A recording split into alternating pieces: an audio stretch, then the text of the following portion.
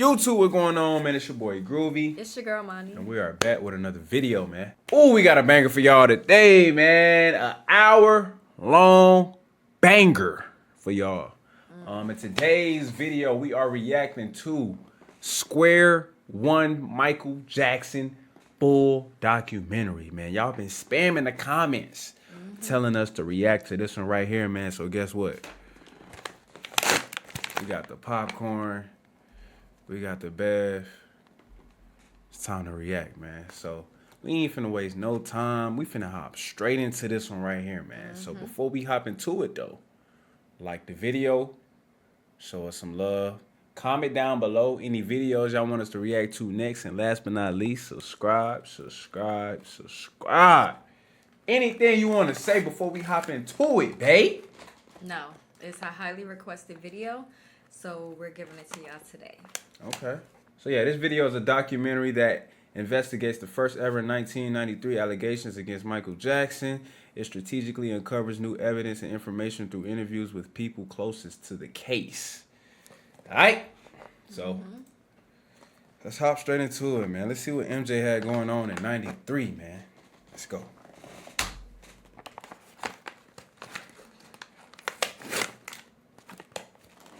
Dim the lights in here. Yeah, that's better. Yeah. What'd it say?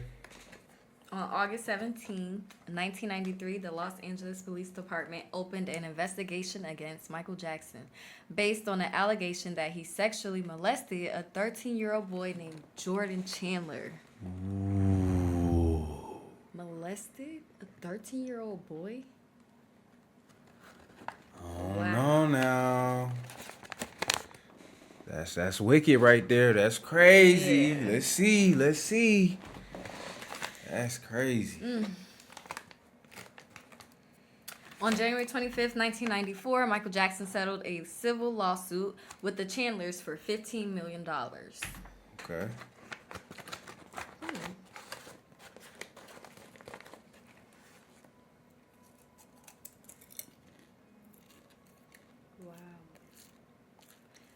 The settlement had left Mr. Jackson open to similar suits.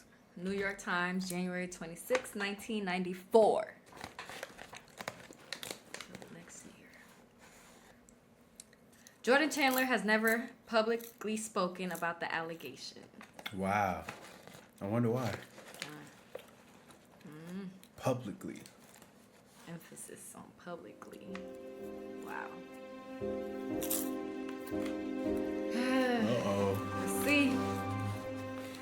I came to New York to attend NYU to study music business.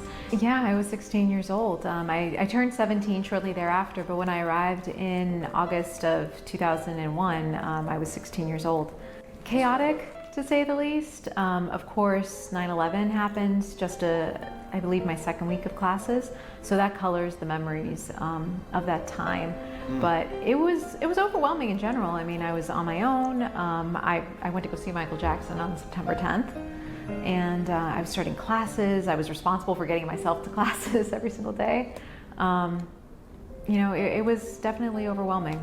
You know, I came to New York University to study music business, and part of the reason that I was so interested in music business was because I'd been such a big fan of Michael Jackson. Not only of his music and his dance and all that, which is incredible, but also of his business acumen. So I came to NYU knowing so much about publishing and royalty rates and things like that because I'd studied all of his business deals.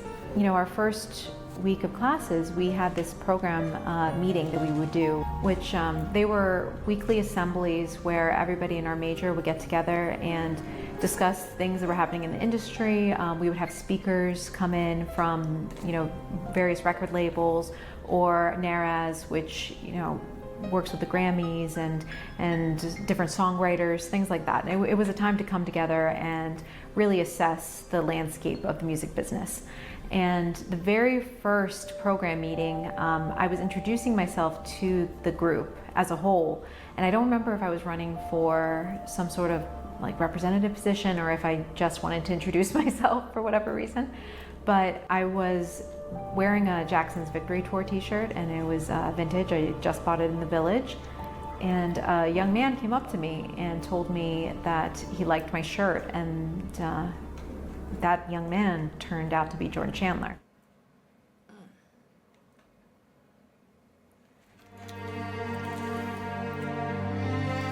Hey, man.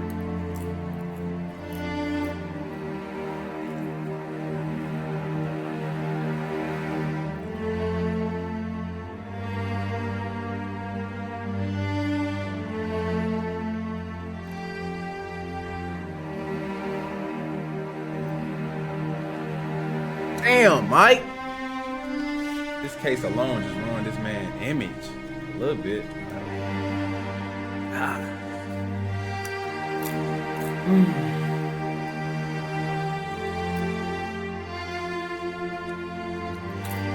Y'all want some?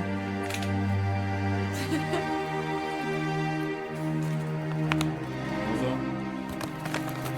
Did you find them? Smell like it. Taking a mess. Square one. No payment was made for any of the following interviews.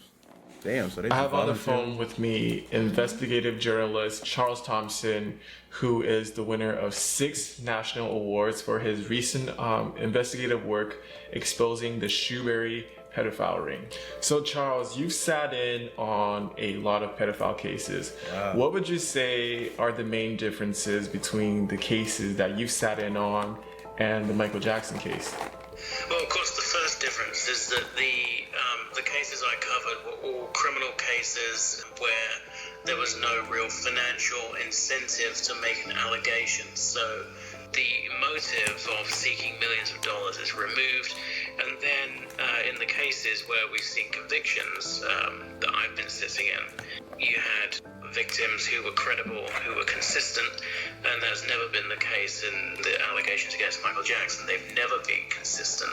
They've always turned out to be perjurers and people who are just looking for a payout. Michael Jackson was one of the most famous people on the planet. It turns out he was also the target of intensive FBI scrutiny. Charles, I have also read that you have extensively studied the Michael Jackson FBI files. What are the findings of the FBI files and whether child porn was ever discovered at Neverland? No child porn was ever found at Neverland, and in fact, there was a story that some child porn had been found around the time of the trial. And so the judge and the prosecutor both released a stipulation publicly, which was that no child pornography had ever been found at Neverland, at Michael Jackson's properties. So that's not just something that fans say, that's the judge in the trial.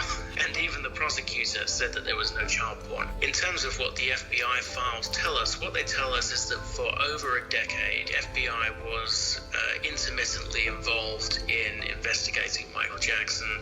There's no evidence of sustained surveillance or sustained investigation, only of the authorities occasionally calling on the FBI to assist them with their investigations. But nonetheless, the files tell us that more than 20 different FBI departments investigated Michael Jackson at one time or another, and none of them found any evidence of any wrongdoing. Perhaps the most compelling piece of information that came out of those files was when the prosecutors in the 2003-5 Arvizo case sent away all of the computers that they seized from Neverland for FBI analysis, and the FBI was unable to find anything incriminating on a single one of them. So the FBI files alone don't exonerate Michael Jackson, but they certainly don't incriminate him.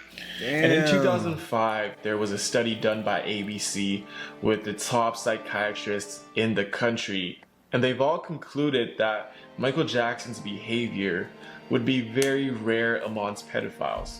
And there are other psychologists and psychiatrists who echoed that belief. Derselbe Vater hat noch vor 2 Jahren im Interview gesagt, es hätte seinem Sohn nicht geschadet und Eltern sollten ihre Kinder ruhig öfter schlagen. Und immerhin hätte er seinen Sohn so geschlagen, dass er jetzt eben die Nummer 1 im Pop-Business gewesen wäre. Vor diesem Vater hat er Angst gehabt. Auf der anderen Seite hat er immer die Liebe seines Vaters gesucht. Und derselbe Vater hat sich über sein Gesicht, über seine Akne, über seine Nase mokiert. Und er wollte dem Vater gefallen. Man würde sagen, eigentlich perverserweise oder paradoxerweise, weil er hat ja Angst gehabt, aber er hat die Liebe des Vaters nie bekommen. Und dieser Liebe läuft er zeitlebens hinterher. Und was er jetzt macht, ist, dass er Kinder um sich sammelt, selber Kinder haben will, um eigentlich diesen Kindern Vater zu sein. Er ist also Kind und Vater in einer Person. Und das, was er mit den Kindern macht, macht er eigentlich mit sich selber. Also im Herzen eigentlich ein ganz reiner, ein ganz guter, ein ganz gutmütiger, ein ganz naiver Mensch. Someone who is always trying to dispute that notion is a man named Jim Clemente. Jim Clemente, to this day, believes that Michael Jackson does fit the profile of a pedophile and that Michael Jackson did have child porn at Neverland. They also found images, and I think they were of a photo shoot with Michael Jackson's nephew, Taj. I think he was still a teenager. And there's a picture that's on the internet that it's a picture of Michael. You see that? Oh my, yes, yes. So there are pictures in this series where he's actually grabbing that cloth and trying to rip it off him, laughing and joking and trying to get him naked. And he's virtually naked in this picture. This is his nephew, this 40-something-year-old man. And why is he posing in a picture where Michael's shirt is open, exposing his chest, and this kid's chest, he's basically naked. Upper body is basically naked. He's What got no the underwear hell? on, right next to Michael Jackson. It's disgusting. My name is Taj Jackson. I'm the nephew of Michael Jackson. Wow. He's sitting right there. So what's the truth, Taj? Member of the band 3T.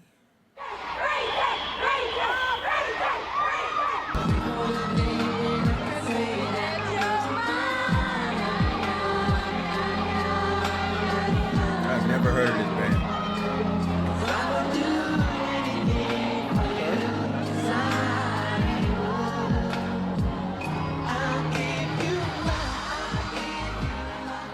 You know, I know it's not going to be put to rest, but I hope that it's really put to rest because these pictures have been circulating. These pictures are annoying that they're circulating.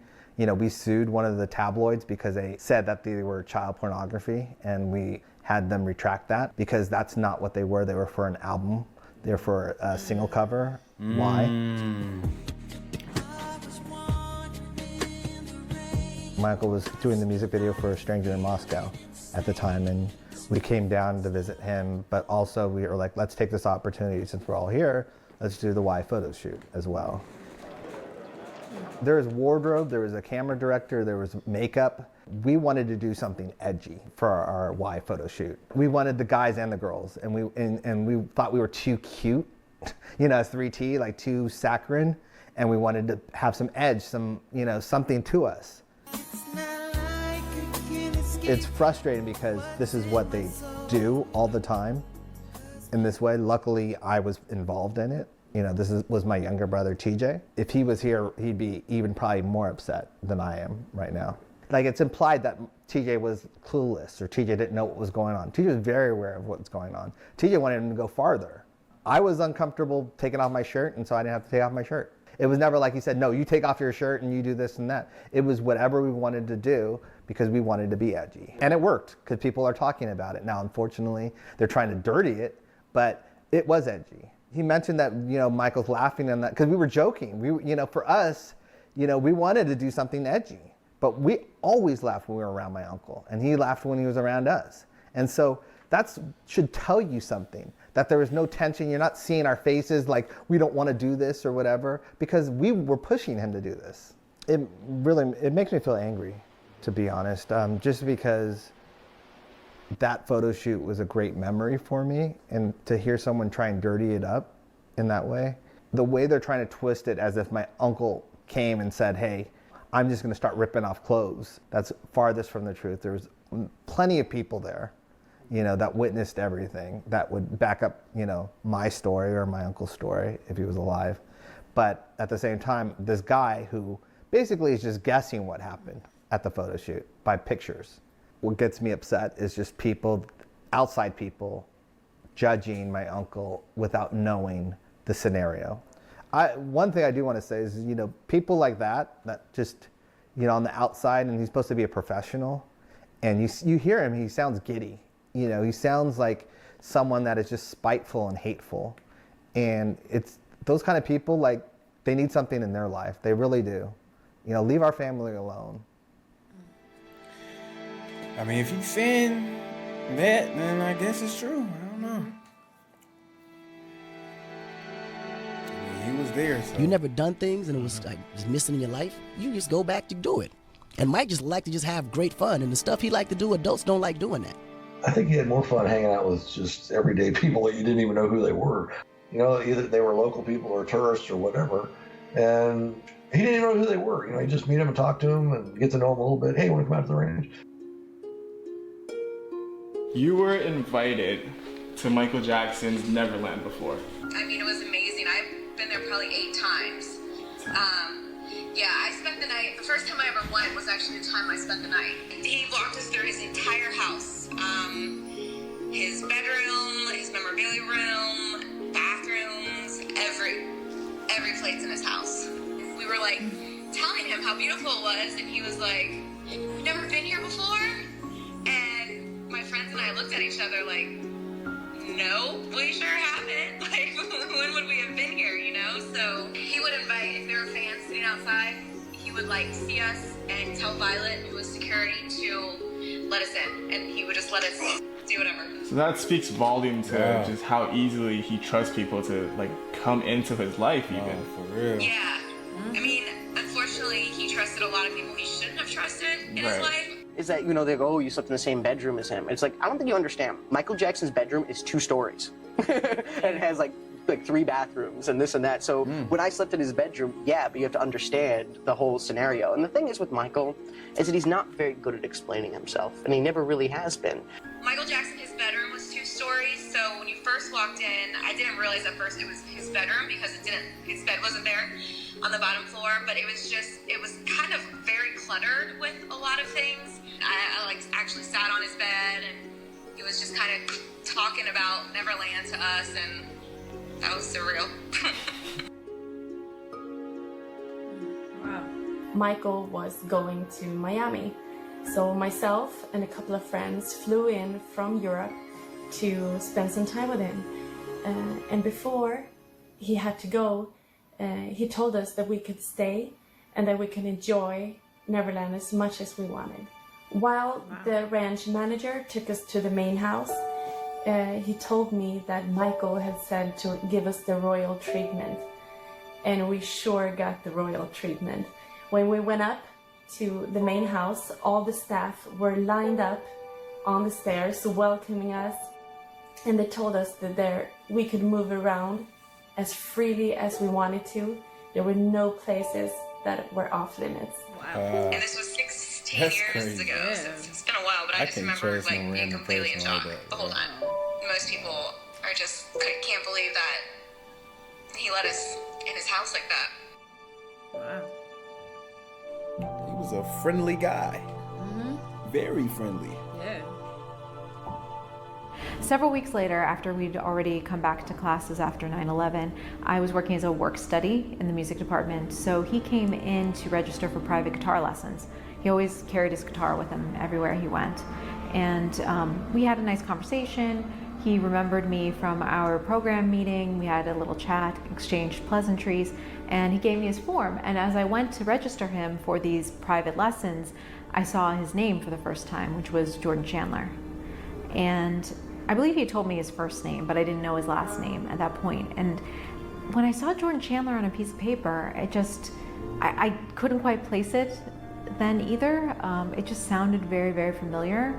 And keep in mind, at the time, Jordan Chandler's name wasn't widely known because in the US, you know, alleged crimes of sex abuse, particularly when they're minors, are very protected. But I went online and I asked Jeeves, dating myself, and I suddenly realized that he was in fact the first accuser from 1993.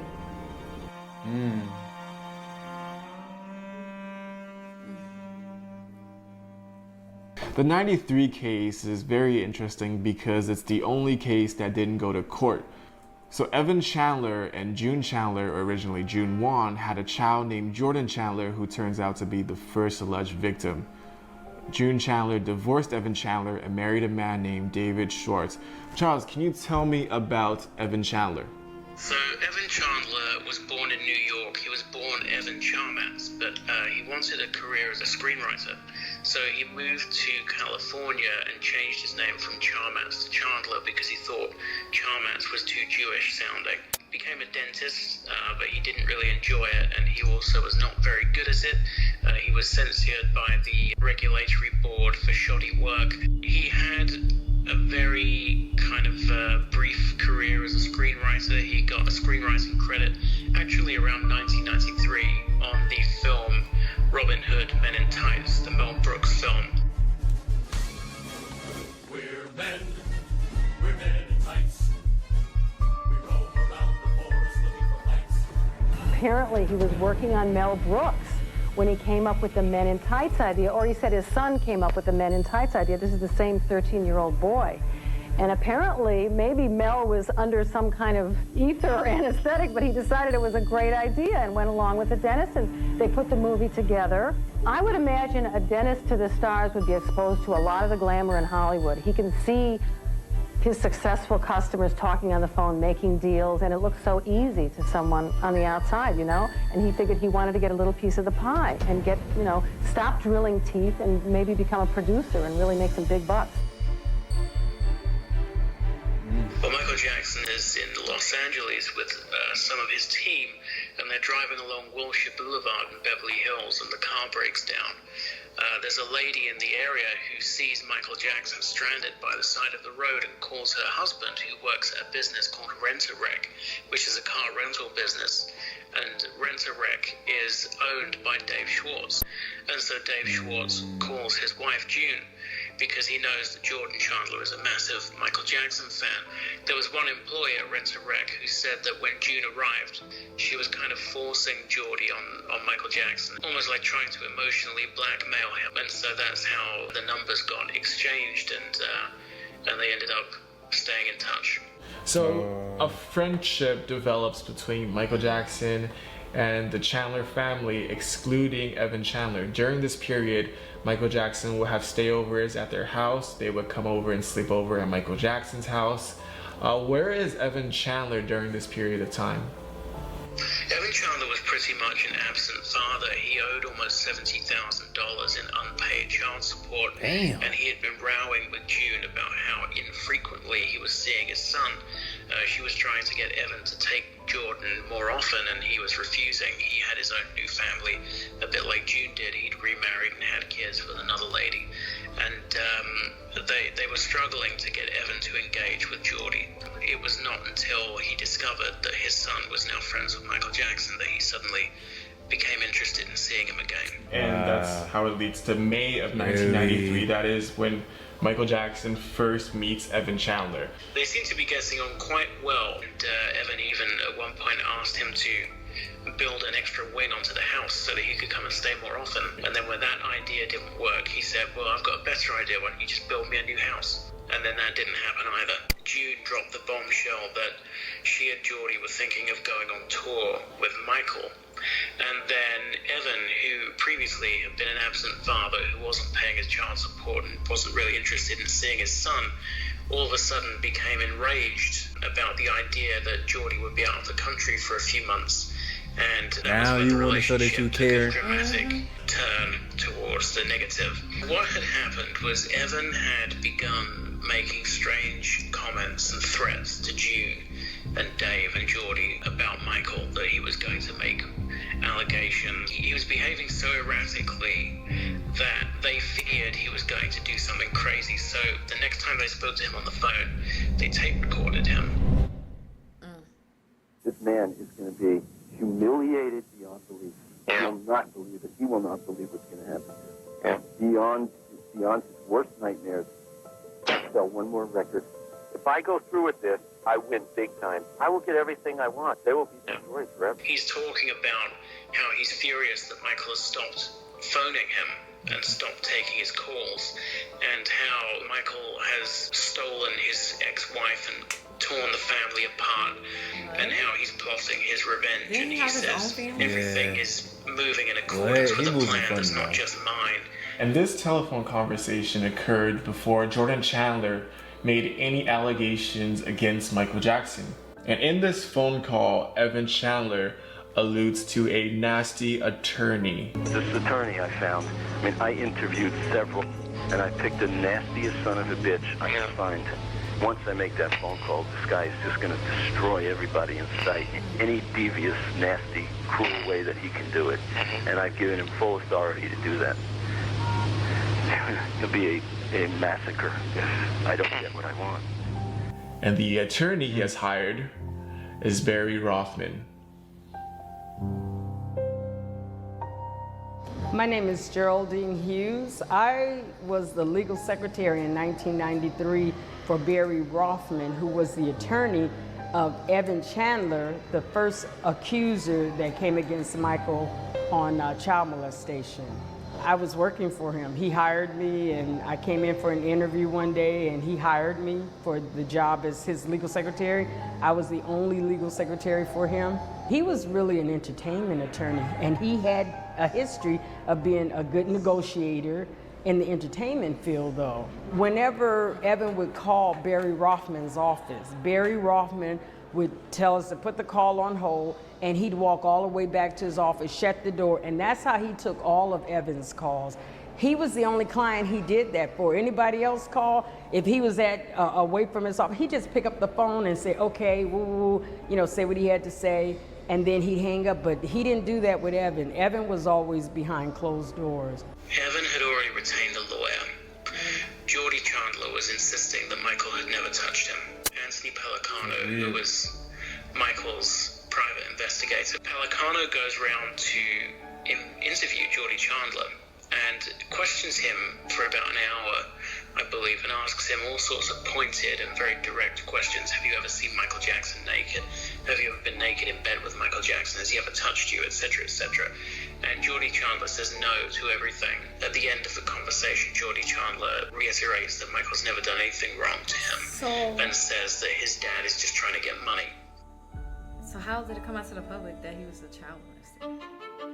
If they got evidence. It started out a custody issue. Evan Chandler wanted the custody of Geordie because in order to coerce a child into saying something that's not true, you need time with that child. Evan Chandler goes to custody court and says, I want to have a week of custody with my son. And June Chandler agrees on the basis that he will be returned after 7 days. And he never gave them back. He kept them. He never brought them back. And during that time that he had him, he came into my office and he was behind closed doors with my attorney, the Geordie Chandler was. I actually opened up the door one day. I was leaving and I opened up the door and Geordie was in the back and he kind of looked a little startled because I looked and I saw him and I was like, nobody in the office knew that he was even there. You know, we were like, how did he even get here? And I opened up the door. So I had a few encounters with Geordie Chandler coming into the office. And to me, it just looked like a coaching session. While Geordie was in Evan's custody, Evan sedated him with a drug called sodium amytal. Supposedly did a dental procedure, although it's a very dubious story that he's telling there because there's no reason to use sodium amytal if you're doing a dental procedure. He gives him this drug, which has a reputation in the 80s as a truth serum. Problem is that sodium amytal, just in 1993, the evidence was just coming out that sodium amytal had been wrongly used as a truth serum for years. If you look at journals today like Psychology Today, they say it's a completely false that anybody ever considered it a truth serum. It just wasn't.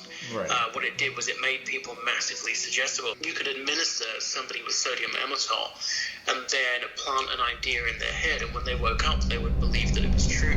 So I'm just gonna take a step back for everyone. Evan Chandler makes a phone call to David Schwartz talking about he is going to make allegations against Michael Jackson. Jordan Chandler denies all allegations. Evan Chandler gets custody of Jordan Chandler and never returns them. It was supposed to be only for a week. And during this period that Evan Chandler had Jordan Chandler, there were numerous unethical methods that we know of being used against Jordan Chandler, notably the use of sodium amytal and the coaching, the one-on-one coaching between Jordan Chandler and Barry Rothman. So by the end of Jordan's stay, he changes his story. He went into Evan's custody saying that he wasn't abused by Michael Jackson, to now claiming that, yes, in fact, I have been abused.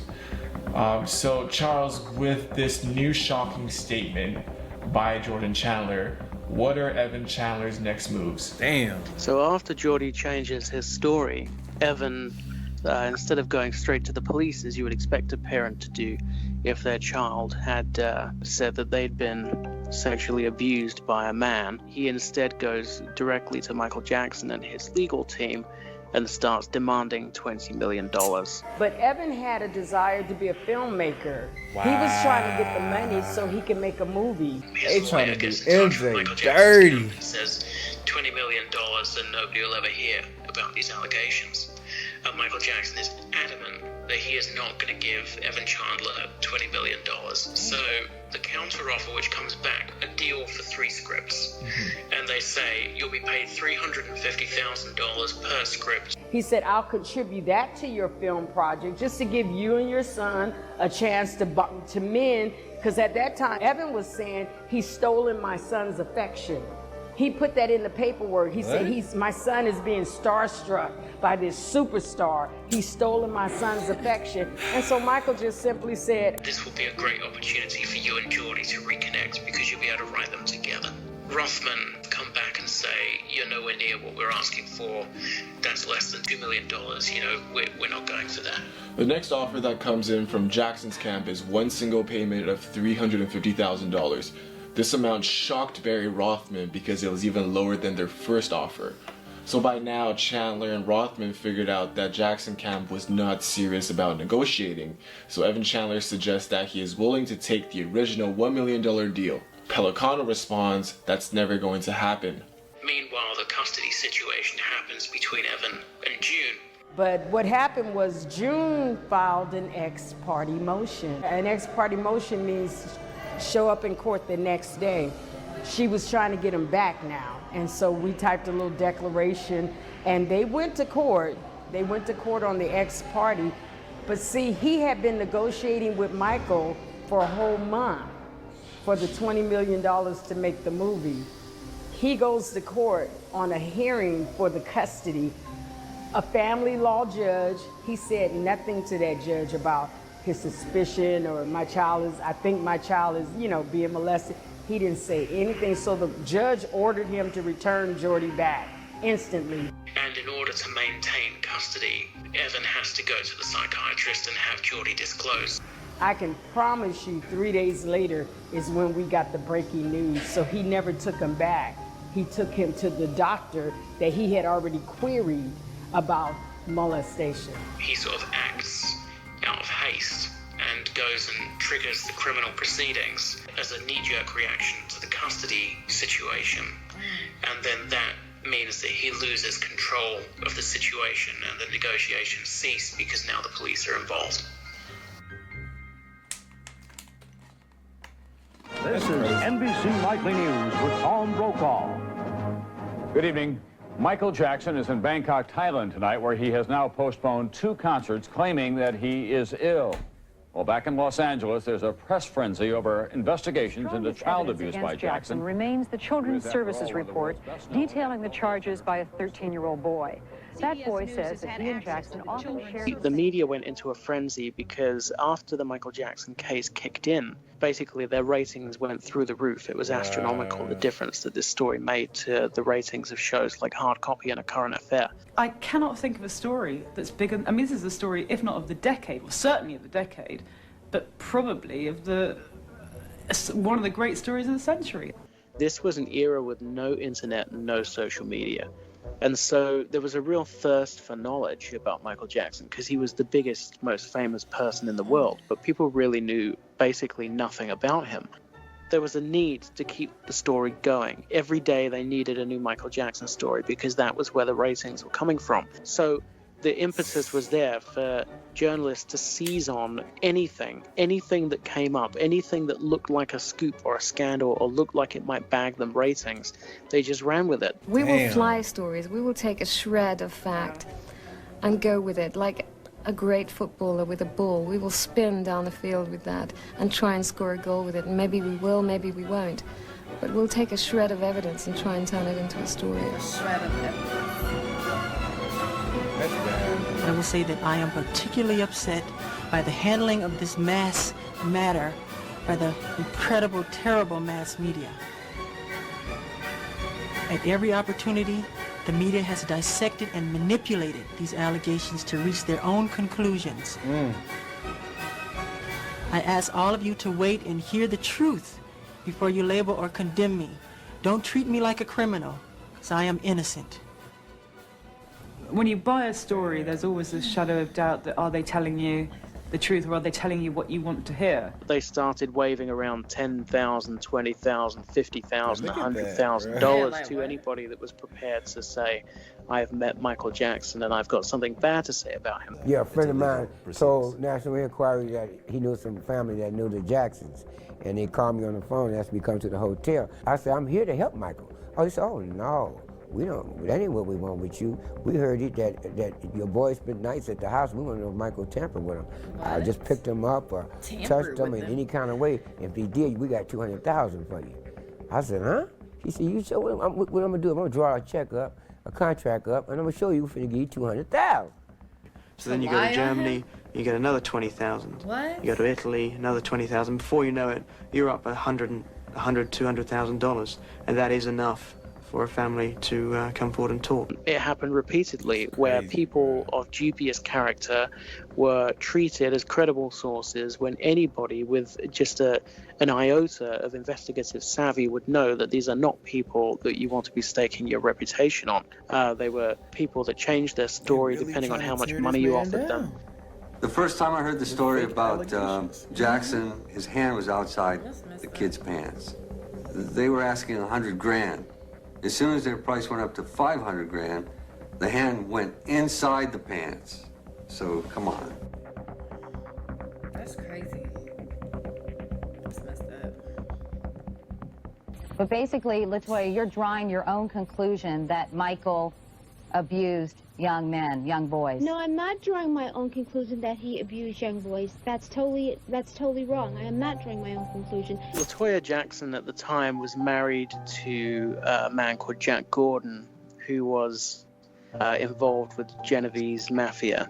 He was a very disturbed character, violent and abusive, pimped LaToya out like a prostitute. He forced her to do semi-pornographic magazine shoots, that kind of thing. And if she disagreed with him or refused to do anything that he told her to, then he would either beat her or threaten to have members of her family killed. This went on for many, many, many years. He literally said, I'm going to kill you, your brother, everybody. Yes. No, not everybody. Just myself. And Michael and Jan. This is not some excuse which has been dreamed up subsequently. This was known and reported at the time. He grabbed a bedspread, he put it over her head, started to strangle her with it. At the same time, he grabbed her arm and started to twist it so badly. And so all of a sudden, LaToya, who had previously been speaking out in favor of Michael, suddenly U-turned and started selling interviews claiming that her brother, in fact, was guilty. Early '94, when LaToya appeared on an Australian TV show, and the host of the show realized that there was something wrong with the situation. He realized that all of the answers that LaToya was giving were being fed to her by somebody else, who he identified on the show as her husband, Jack Gordon. Well, Ms. Jackson carried on with that nonsense for about another 25 minutes, all the time being prompted by someone in the studio, but off camera. Presumably her husband manager, Jack Gordon. People like you will let this go on, and it's very, very wrong. Who's talking to you in the background? I refuse to sit here and listen to you talk this way. I think it's wrong of you. Who's talking to you in the background? So I have nothing else to say to you whatsoever. And when he questioned her about it on the air, she just looked like a deer in the headlights and suddenly stood up and stormed off the show and wouldn't answer any more questions. I can't hear you, but I definitely want you to hear what I'm saying. Because you do have a serious problem, sir. Whatever it is, I don't know. But you do need to go see a psychiatrist. Goodbye. Her husband decided that there was a lot of money to be made from switching sides and saying that Michael was guilty, and indeed there was. After the allegation hit, prior to that, they were on opposite ends. He's the biggest star in the world. June never so did agree with the allegations. But after the allegation hit, they were meeting in my attorney, David Schwartz, June Chandler, Evan Chandler, and my attorney. They were all meeting behind closed doors in my attorney's office. And I heard Evan blurt out, he says, my ass is in danger of going to prison right here. Inside the law office, the only thing they were asking for was money. Where's this money? How much? They were sending discovery in, and the discovery was only trying to find his money. I was crazy too. I'm like, y'all just looking for money? You're not looking for justice? You're only looking for money? For real. They're looking for money. Sick. Damn, man. I mean, my mind exploded when I found out who he was, and I definitely told some people who were close to me. I didn't confront him though, because at that point in time, you know, I knew that I believed Michael was innocent, but the fact of the matter is I didn't know 100%. And if there was even like one shred of doubt, I didn't want to risk re-traumatizing somebody who was potentially a victim. And remember, at that point in time, Jordan Chandler was the only accuser, and the media certainly wasn't focused on it. They were more focused on, you know, Michael Jackson's new album release. And, you know, it wasn't all flattering, but, you know, it seemed like this was, you know, water under the bridge and something that didn't need to be addressed. He was a nice guy. I mean, I'm gonna be honest. He was very nice, always very polite. He would always carry a guitar around with him. He made his own music. He would describe it as pop R&B like Michael Jackson. I remember that because he said it many times very clearly. He would wear fedoras. Yeah, that was Jordan.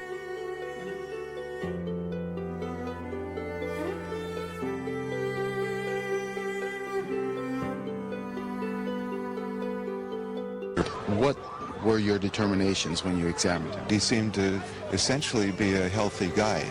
The lupus is an autoimmune disease, and he only had skin involvement, which had destroyed part of the skin of his nose, and his nasal surgeries and all were really reconstructive to try and look normal. Lupus is an autoimmune disease, as you said, where the immune system, one of our larger systems that's designed to protect us against germs and viruses, actually attacks our own body cells and tissues. Many patients with lupus have vitiligo, but he had a form of skin lupus called discoid lupus, which affects about 40% of the patients with lupus, and you do get depigmentation. So Michael Jackson suffered from a skin disease called vitiligo. He was accused throughout his career for decades by the media of deliberately bleaching his skin from brown to white because they said he hated his race. Is your skin lighter because you don't like being black? He insisted throughout his life that he suffered from vitiligo. I have a skin disorder that destroys the pigmentation of the skin. It's something that I cannot help. In fact, when he passed away, his autopsy report confirmed that he suffered from vitiligo. Now, vitiligo is a disease which attacks the pigment in the skin. And what it does, it turns your skin a very, very pale white color, almost translucent, and it makes it very sensitive to the sun. One thing you say to lupus patients, don't let the sun hit your skin. That's right. So that umbrella, would you carry it out in the sun? May have been just that. That's exactly correct. It's a very debilitating condition. So what it does, it doesn't, you know, turn you from brown to white all in one go. Of course, it happens in very tiny increments, and it happens at different speeds all over your body. So it can leave you almost looking like paint splatter or blood splatter. You know, it's very random. It's very interesting. It affects the neck, the face, the upper part of the wrists, and the groin. So the allegation by Evan Chandler was that his son could accurately describe discoloration on Michael Jackson's genitals, which have been caused by vitiligo. They seek and obtain a warrant which allows them to force Michael Jackson to submit to a naked photo shoot by the police. I have been forced to submit to a dehumanizing and humiliating examination by the Santa Barbara County Sheriff Department and the Los Angeles Police Department earlier this week. They served a search warrant on me which allowed them to view and photograph my body, including my penis, my buttocks, my lower torso, thighs, and any other area that they wanted. They were supposedly looking for any discoloration, spotting, blotches, or other evidence of a skin color disorder called vitiligo, which I have previously spoken about. The warrant also directed me to cooperate in any examination of my body by their physician to determine the condition of my skin, including whether I have vitiligo or any other skin disorder.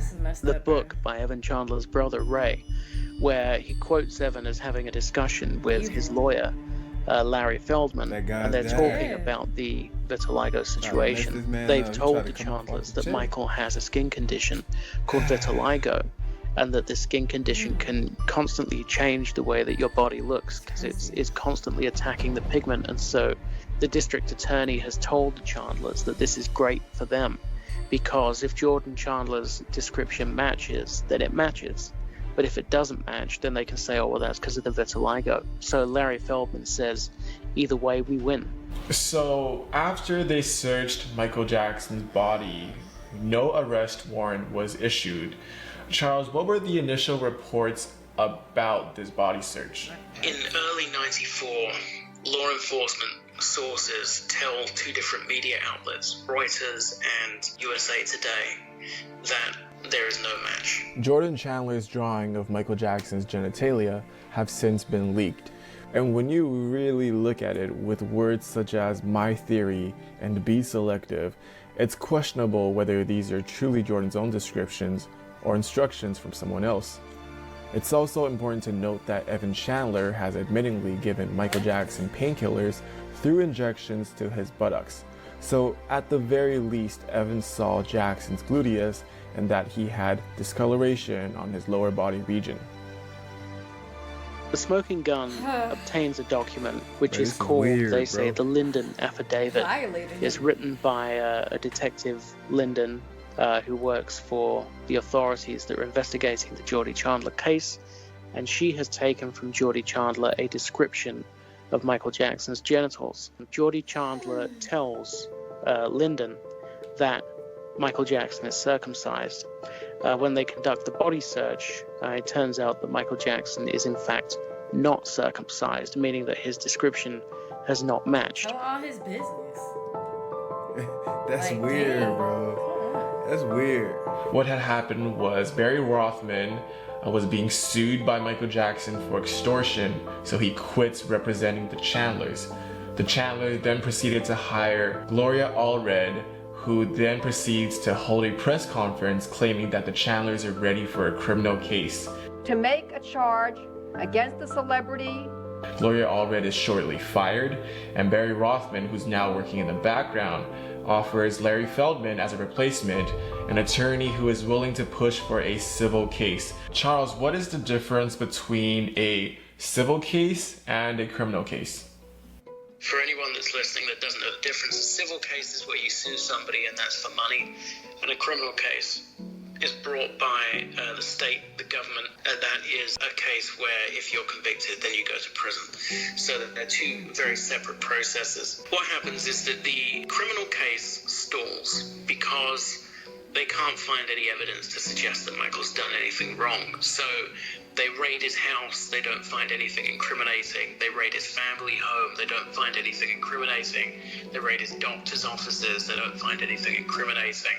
Of course, you've got a boy at the center of the case who at first said he wasn't molested, then changed his mind and said he was molested, and only changed his mind after being given sodium amytal. So then they go off looking for other victims and they can't find any. In fact, if anybody wants to go back to 1993, when I was interviewed by the Santa Barbara Police Department, I sat there and I gave them the names.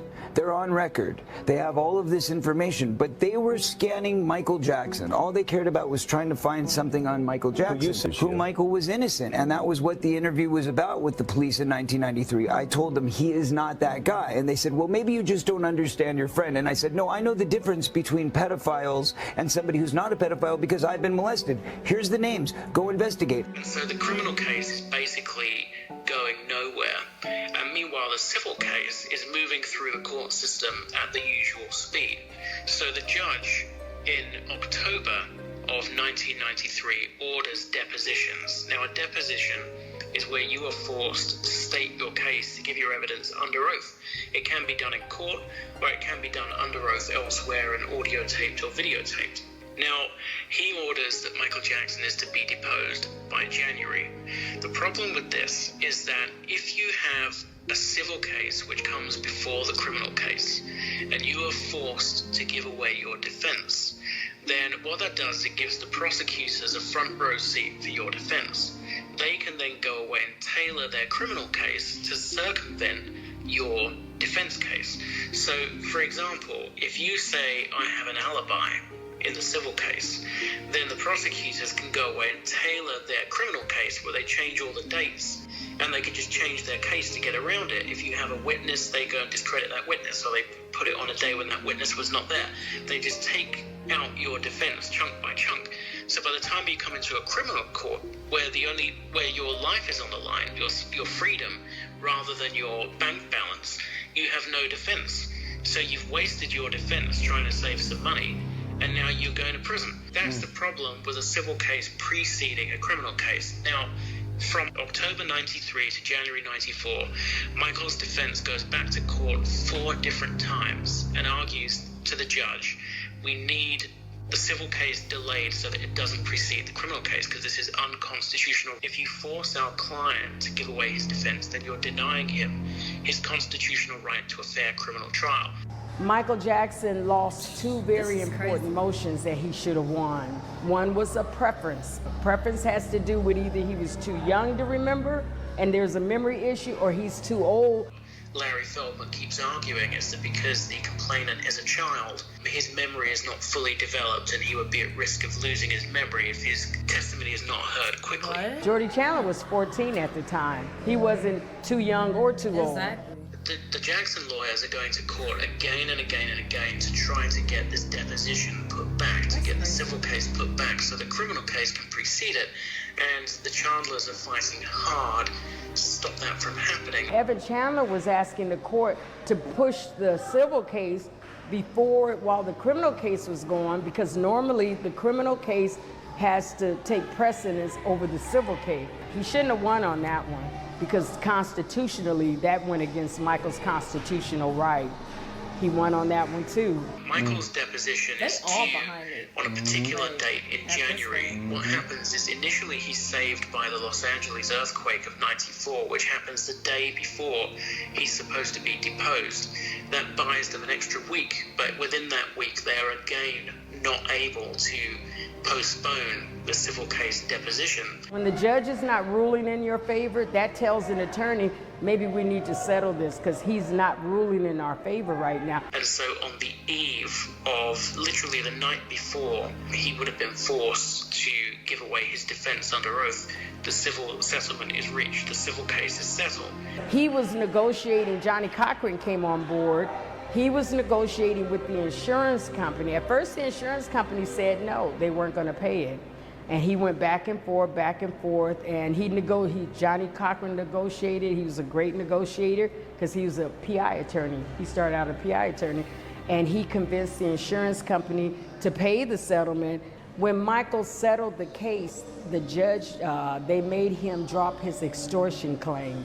So the real story hasn't been told. The real story is that Michael Jackson was the victim of an elaborate extortion scheme that launched the false allegation. That's what I believe. Me too.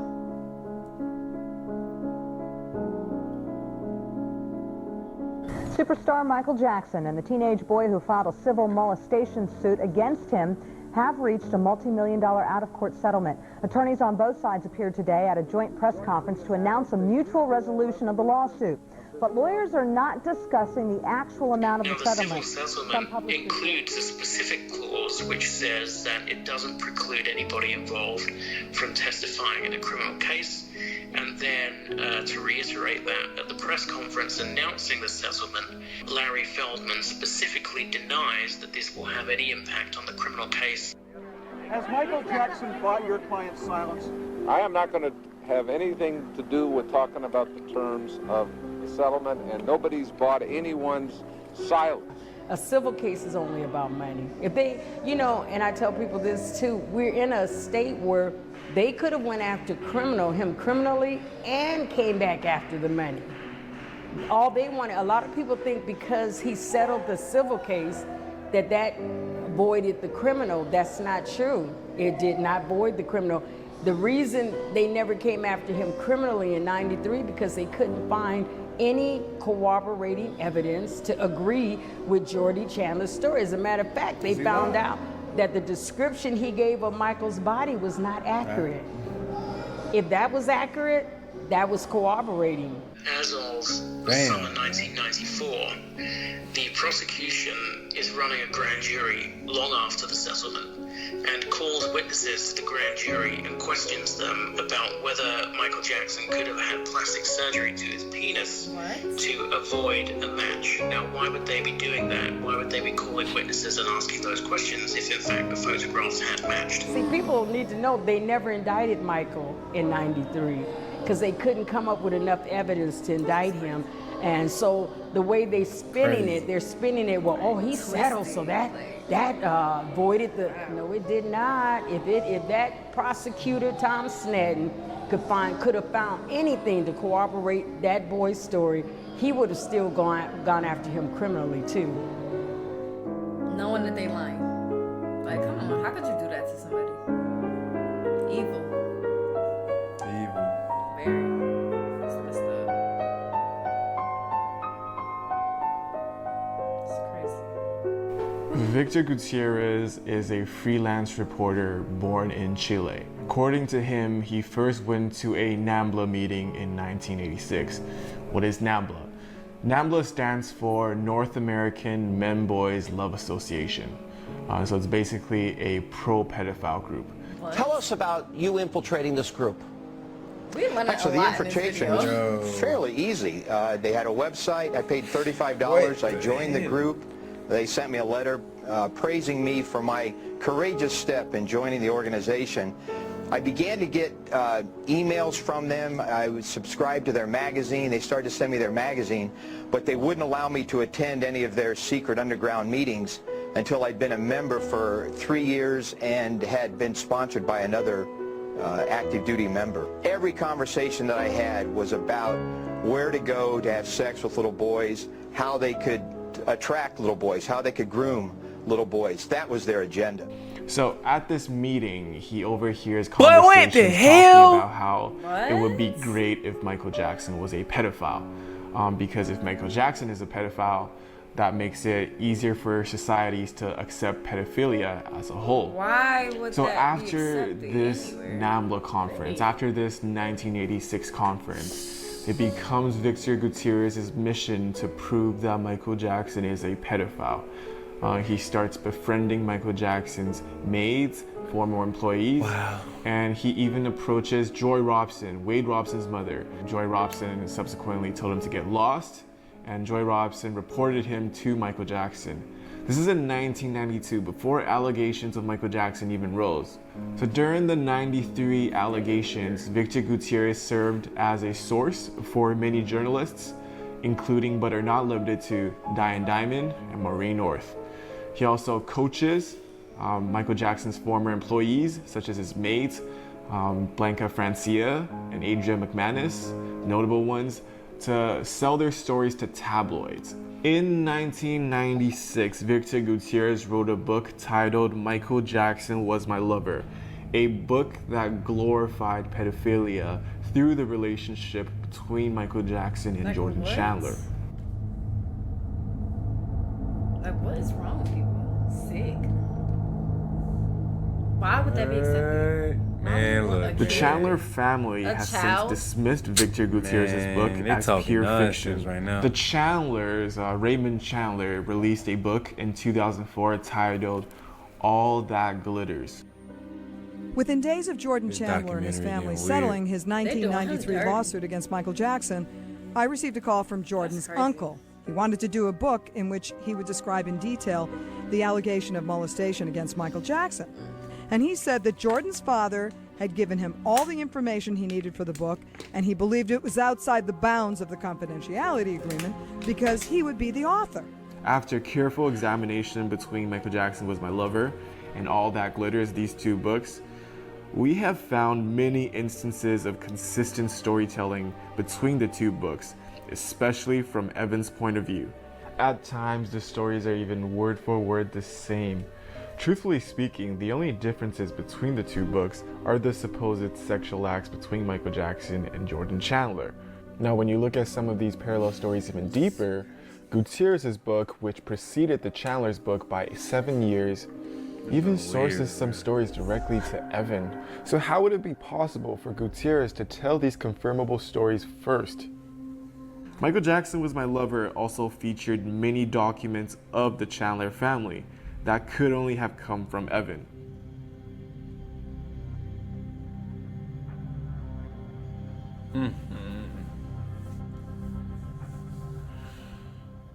This proves that Victor Gutierrez, a man who has an agenda for pushing Michael Jackson as a pedophile, a man who had coached people to lie against Michael Jackson, was in fact connected to Evan Chandler, the father of the first accuser. Yep.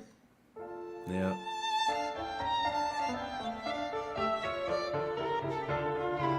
We've gotten a constant stream of calls and letters from people making dubious claims about the singer. Frankly, we ignore most of them. But when I heard the facts of this story, I just had to go to Canada and check it out myself. Journalist Diane Diamond got a tip from her source that a child had been molested by Michael Jackson. This child lived in Toronto, so she flew to Toronto with authorities to interview the boy. And I'd like to make a confession about something that happened between me and Michael Jackson. And this child proceeded to tell wild stories with vivid details. Like, he started just touching like our stomach and things, like he'd rub our stomach and then he'd get lower, and then that's when I started saying, like, what are you doing? He said, it's okay, don't worry, bodies are meant to be touched. And he showed me this place, like a saddle shop, where he said he gets stuff for his animals there. I don't know what he got, but they're gonna think we're making it up. Yeah, I know, but I don't care about his money. He can keep it.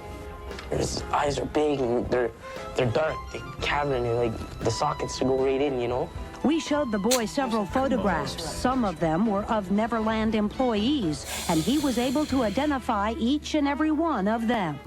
Yeah, that's him. The way it looks good, that's him. I found him fairly believable too. During police interviews, the child broke down and confirmed that he had been coached. At the end, it turned out he was coached by Rodney Allen. About Neverland, about Havenhurst, about Disneyland, about Michael Jackson's body. Where did he get all that information? He got it from me. This kid is a A1, number one liar.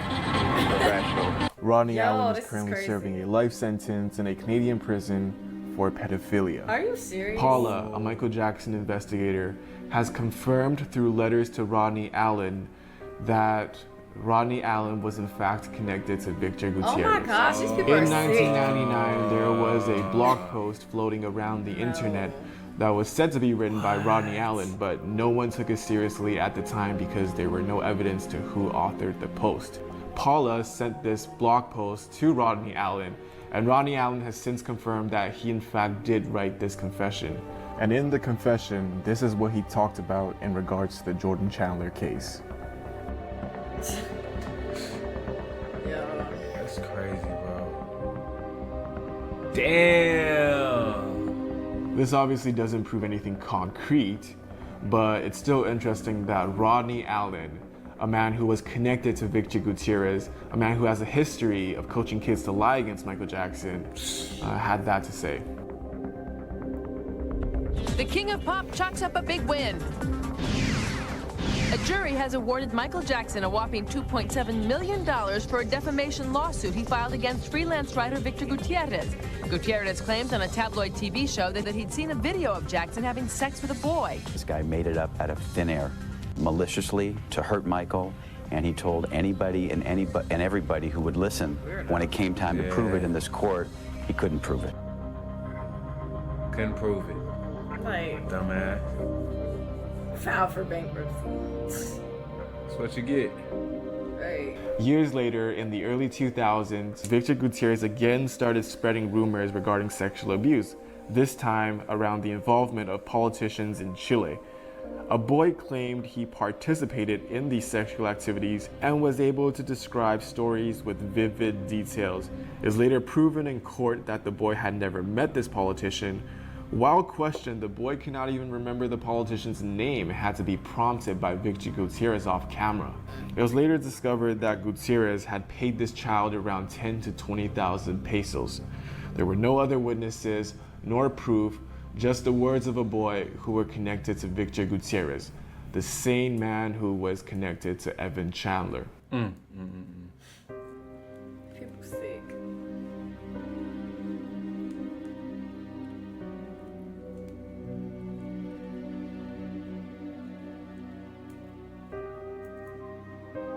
And we also weren't, and I've been very transparent, we weren't best friends. We weren't very close. I kept, him at arm's length because I knew who he was, and I didn't really know how to deal with that.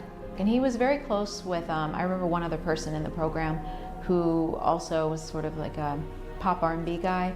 I believe he did production, and he also was a big Michael Jackson fan. So I mean, when I think about the people in the program that I saw him with, the people that he did surround himself with were people who were Michael Jackson fans. I was told that at a party, Jordan, played all of Michael's music, danced like him, did all of his moves, and that his apartment was almost sort of a shrine to Michael, that there was a lot of different fan memorabilia.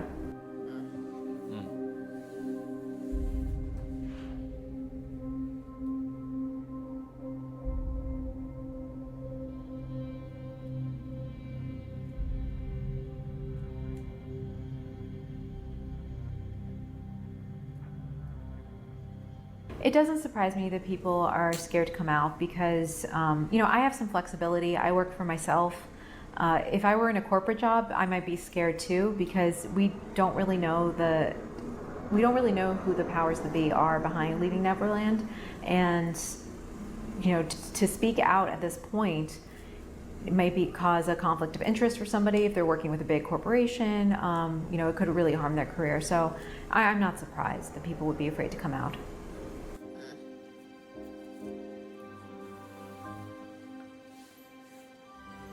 So after the settlement, Michael is married to Lisa Marie Presley and goes to work on an album called History. At a warehouse in London, staff listened to the long-awaited new songs today as they wrapped them ready to go on sale tomorrow. The album, called History, contains 15 old hits and 15 new songs. And much of the content of the History album, you could argue, of course, all art is subject to interpretation, but it seems to be quite clearly influenced by what has happened to him during the Geordie Chandler legal situation. Are you infected with the same disease of lust, gluttony, and greed? Then watch the ones with the biggest smiles, the idle jabbers, 'cause they're the backstabbers. If you know it's a lie, then you will swear it. If you give it with you, then you will bear it. If it's taking a chance, then you will dare it. You would do anything for money. Anything for money. Never heard this.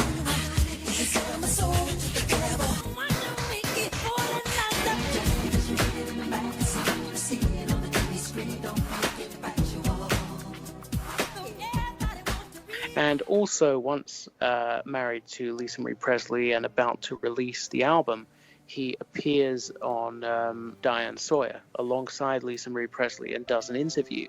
And during that interview, although he does not discuss any specifics of the Geordie Chandler case, he does say that he's innocent and that there's no evidence to connect him to any crime.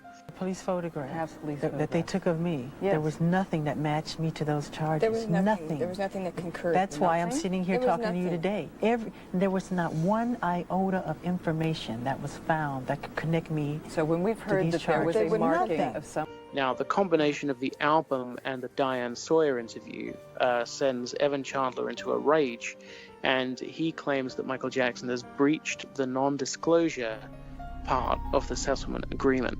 And so he files papers, and the remedy that he's seeking in this lawsuit is he wants $60 million in damages, and he also wants the court's permission to also breach the non-disclosure agreement and release his own album called Evan's Story. Yeah, so he basically went to court and tried to get a court order allowing him to release a rebuttal album, on top of seeking $60 million. That case rumbled on for about 6 years and eventually was tossed out of court, and he didn't get anything he was asking for.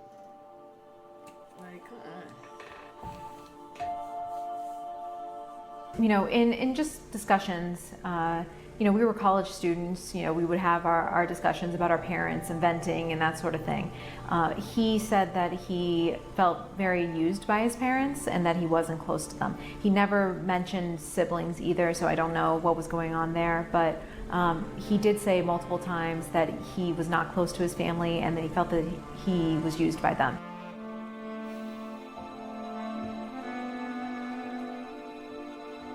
I'm sure most of you are aware of the recent television special that claimed to give an honest, candid, and revealing look into the private life of one of the world's most successful and controversial celebrities, Michael Jackson. The revelations were explosive. The ratings were enormous. But what TV journalist Martin Bashir presented was a twisted and edited construction of scandal and innuendo, not a true representation of the interviews that actually took place. When Living with Michael Jackson was released, it reignited the discussion about whether or not Michael Jackson was a child molester. The film featured a close-up of Michael holding hands with Gavin Arvizo, who was a cancer victim, who then went on to be the accuser in the 2005 trial. And because of that shot and, you know, the ratings behind Living with Michael Jackson, it was a huge topic of conversation in every area of my life, particularly in my program meetings. Immediately after the Martin Bashir documentary aired, we had a program meeting and there was a discussion about, you know, whether or not Michael Jackson was a child molester. People were calling him freaks. These were people who did not have any fondness for Michael Jackson. And I chimed in with my belief that I didn't believe that Michael Jackson was a child molester and that the documentary was you know, misleading and exploited him. During that conversation, Jordan Chandler chimed in and said that he too believed that Michael Jackson wasn't capable of the things he was being accused of. And he said that voluntarily, and he said it without my prompting, and he wasn't asked.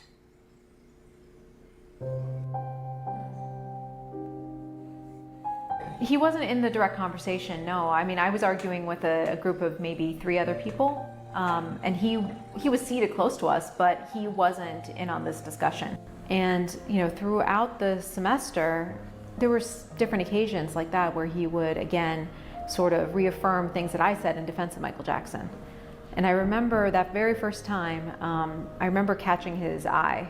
It was shocking that he would speak up, and it really affirmed my belief that Michael was innocent. And, you know, given things that Jordan had said separately, having nothing to do with Michael Jackson about his home life, you know, it affirmed my belief that he was a victim of his parents' greed and that he was forced to say certain things. Because I really have a hard time believing that if he had been molested by Michael Jackson, he would be going out of his way to say that he didn't think he was capable of these things. And I didn't address it with him. I mean, I was very young, and 2, I didn't really know how important it would have been to address it then. These conversations all happened before Gavin Arvizo made any allegations against Michael Jackson.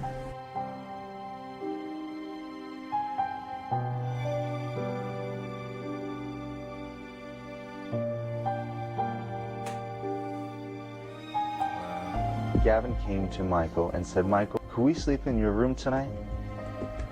And Michael looked at me and says, "I don't know, you know, I think you better ask your mother." "Oh, we already asked our mother. She says, sure, no problem." I'm like, no, this is something's odd. This is not right. And then as I was about to go tell Gavin that he cannot sleep in Michael's room, Michael says, okay, I have a solution for this. You have to sleep in the room with me. The two children slept on the bed, and Michael and I slept on the floor.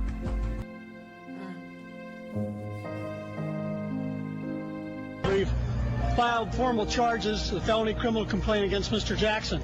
The felony complaint involves 9 counts. 7 counts of 288A in violation of California Penal Code, commonly known as child molestation. Thursday, jurors listened as the teen contradicted his brother and sister's testimony and couldn't recall key details of the molestation allegations. The defense pointed out that in an early police interview, the young accuser said his grandmother had told him about a certain type of sexual act, even though he had testified that Jackson had told him about it. This young man, in a moment of high emotion with this former dean, looks the dean in the eye and says, no, Michael Jackson didn't molest me.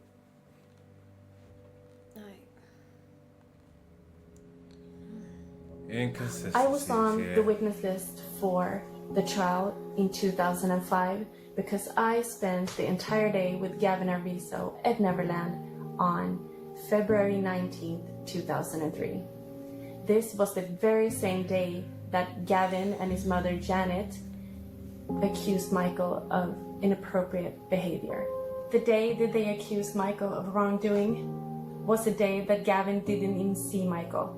Instead, he was with us, having fun. In 2005, during the trial, you were on the witness list. Yeah, Still getting accused we were of on stuff? the witness list Damn near because 10 when years later? we stayed at Neverland March 9th and 10th, Damn. Gavin Arvizo and his brother and sister were with us. And the reason why it was so important, the dates, is because Michael was supposedly abusing him until March 12th, and we were there March 9th and 10th. Right, so when you were And that there, was not happening. I don't know where prosecutors go from here. I don't know whether they can prevail and get the convictions that they want against Michael Jackson. Their main witness, the accuser, the alleged victim in the case, the one witness that the jury has to believe for prosecutors to win, just wasn't that believable. And now prosecutors are stuck. The most dramatic part of their case, the highest point of their case, is already passed, and they really haven't sold the jury, and it's not going to get any better from them from here. The 93 case, if they'd been able to try the 93 case, I think Michael Jackson would be in a lot more trouble than he is here. He's molested other children. Well, yeah, he only paid him $25 million out of the goodness of his heart. Pivotal day in the Michael Jackson trial. The judge in this case is set to make a ruling today if prosecutors can bring up previous child molestation allegations against Michael Jackson. One court observer calls these allegations the prosecution's nuclear bomb. It is official. The ruling that could make or break the case against Michael Jackson has been handed down. Jurors will hear about prior allegations of abuse by Michael Jackson. The trial here will have mini trial after mini trial as to other offenses. It'll be significantly longer, but it's significantly different than what we had last week or in the beginning of this trial up until last Friday. This is now a trial about pattern evidence, about propensity, and once a pedophile, always a pedophile. That's annoying.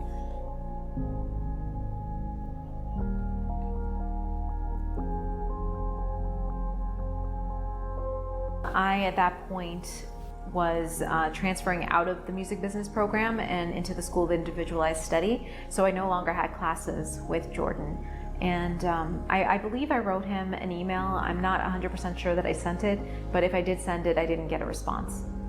I was approached initially, very shortly after the Neverland raid, by people who worked for the Jackson family, who knew of me because of message boards.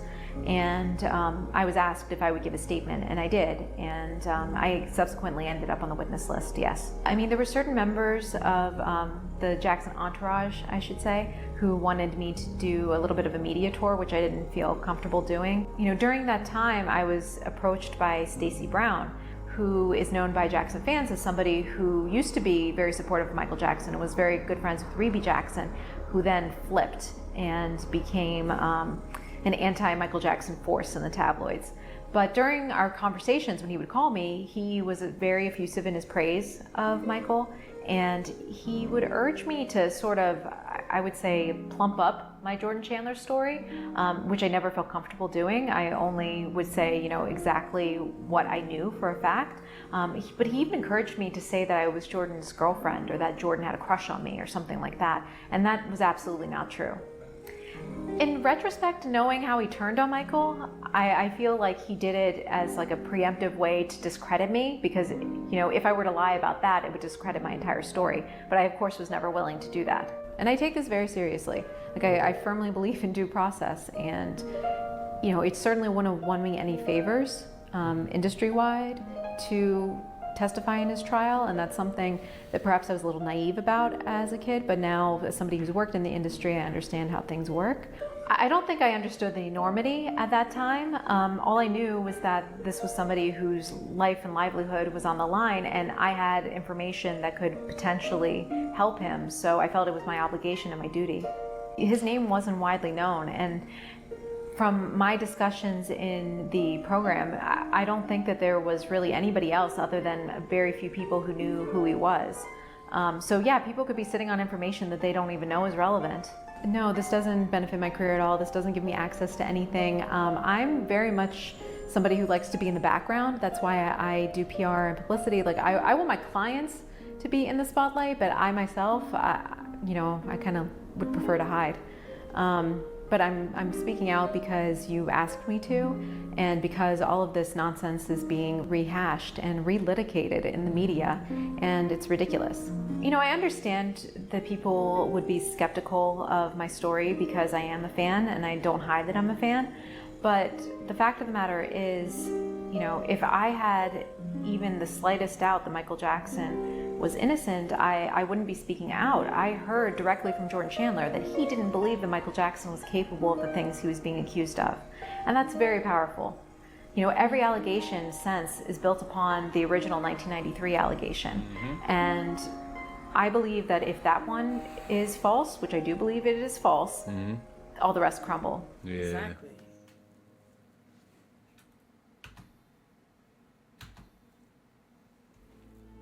According to the Michael Jackson FBI files, Jordan Chandler told prosecutors that he would legally fight any attempt to make him testify against Jackson.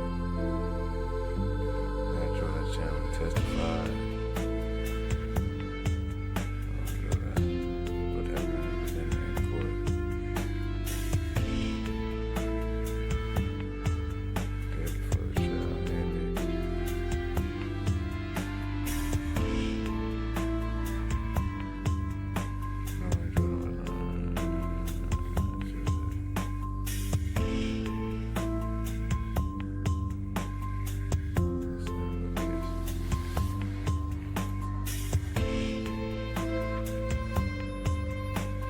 Good.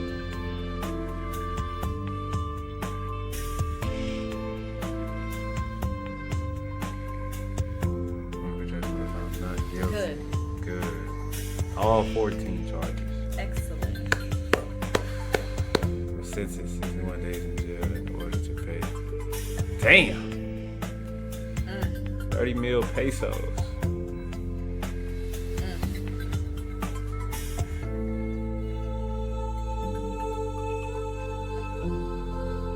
Whoa, he can, whoa.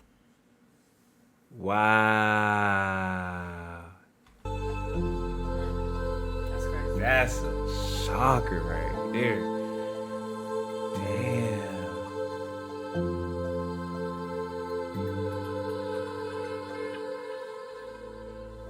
Dang, 2013. Still going.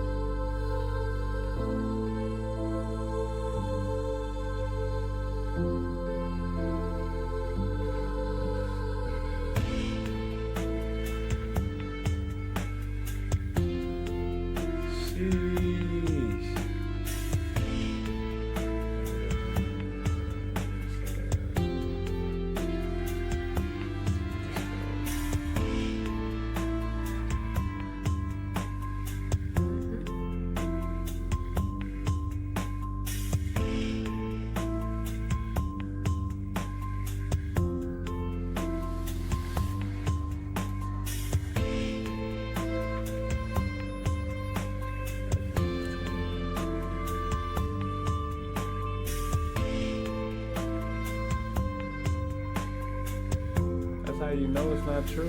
We're not participating in anything.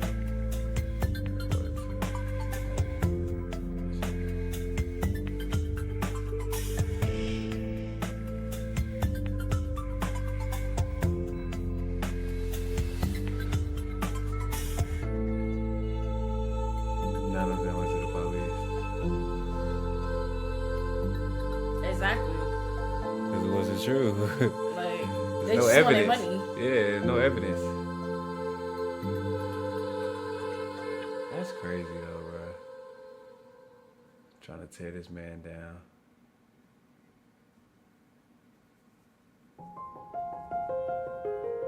Damn.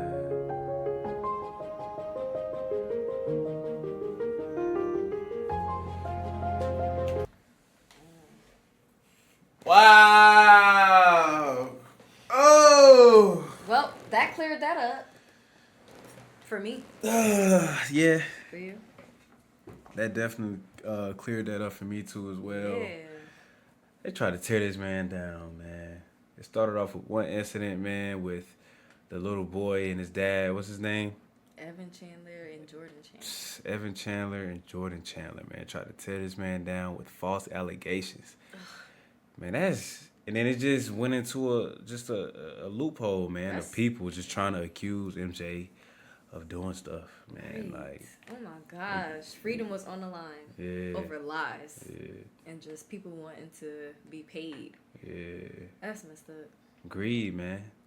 People just wanted money, man. And you know the news people gonna run with it because it's MJ. You know, so it's like everybody was getting paid off these false allegations. So, you know, people just was wanting to get paid, man. They just wanted their money. And it was just looking bad for MJ, but luckily there was no evidence being found. And they dismissed all the charges eventually. Like, it took a long time, but damn. And then they had MJ taking all these crazy photos and stuff like that, man, which was crazy. Man, look, man, this whole documentary was crazy, man. Y'all let us know down below what y'all think, man. I don't believe MJ did any of this. I do believe MJ was a very friendly guy. Very. Inviting people over to his mansion and just letting people do whatever he wanted. You know, that's a little weird to me, but I don't think he, you know, did that to those little kids and stuff like that, man. Because if it was true, he would have been locked up. It would have been evidence. Like, Yeah, they you would know have what I'm found saying? something. They would have found something. You know what I'm saying? So I feel like they was just capping on my boy Mike, man. Y'all let us know what y'all think in the comments down below. That was an interesting documentary. I was entertained the whole way through. So yeah, man, if y'all like the reaction, hit that like button, comment down below. Any celebs y'all want us to react to next, and last but not least, subscribe, man. And we are going to catch y'all in the next one.